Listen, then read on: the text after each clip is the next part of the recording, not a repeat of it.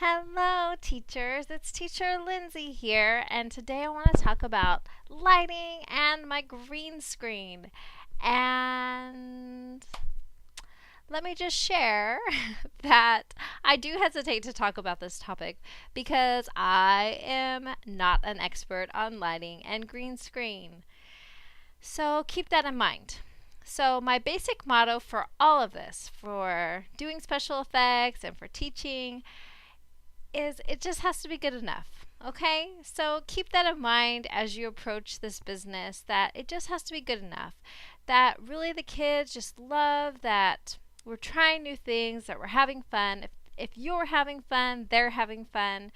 So try to approach it with that sense of fun and excitement, and experiment.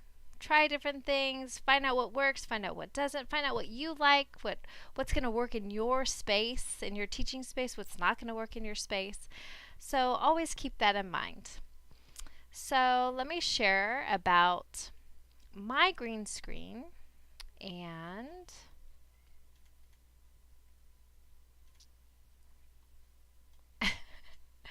let me turn it off here. Okay, so this is my green screen. I've shared about it in other videos, and it is not perfect by any means. It is wrinkled and it has some funky stains in the corner from my kids spilling stuff on it. And it's not perfect, but once again, it's good enough. Okay? I also use these like green canvases. I have a small one that my children have written all over, but it still works. I have a big one, and I actually really need to get one that's in between sizes. So here's my big one, and I use these for special effects, but you can even use them as, backdrops depending on how close you are to your screen. I've seen people, they have these really cool like green screens that you can like attach to your chair, and you could even use poster board. I've seen people use poster board, paper.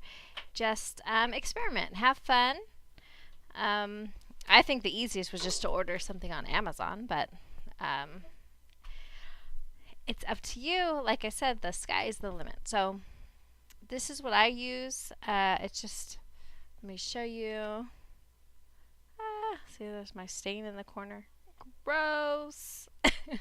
um, and I just have it like nailed to the wall. And then here it's my my laundry.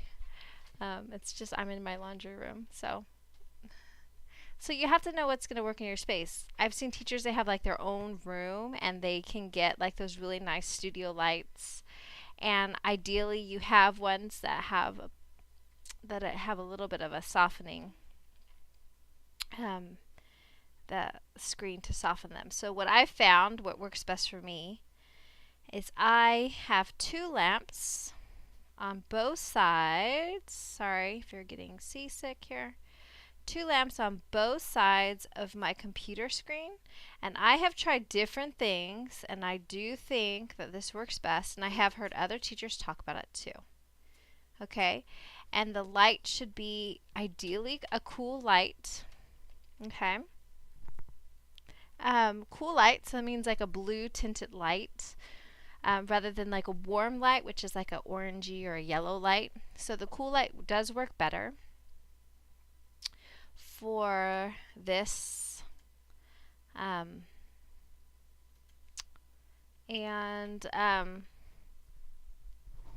you also want to keep it not directly facing you. So let me show you. See if it's like directly on me. It kind of like is a little bit too intense. It kind of washes out my features. I like to keep it a little bit like to the side. But have fun, experiment. Also, they should be the only source of light in your classroom.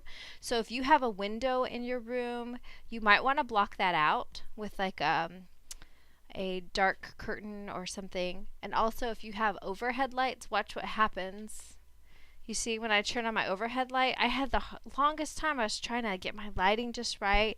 And my husband was like, well, it's because you have that light on, right? And so I was like, no. So just having the two lights makes a big difference, and it makes me not look quite so ghostly, but I am naturally ghostly, so I can't really get past that.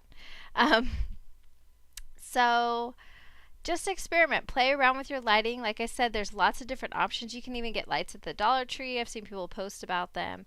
They just have to be on, I think it has to be on both sides of your computer, ideally, and then not quite directly on you. But just have fun, experiment, and experiment with the settings. So here's the settings here. This is SparkleCam settings. So, you know, you just experiment with what's going to work. I like to use the transparency setting a lot.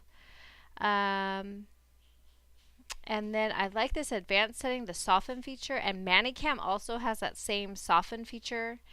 And it just helps smooth things out, especially if you don't have very good lighting. It really helps kind of cover a multitude of sins. So I do like that feature.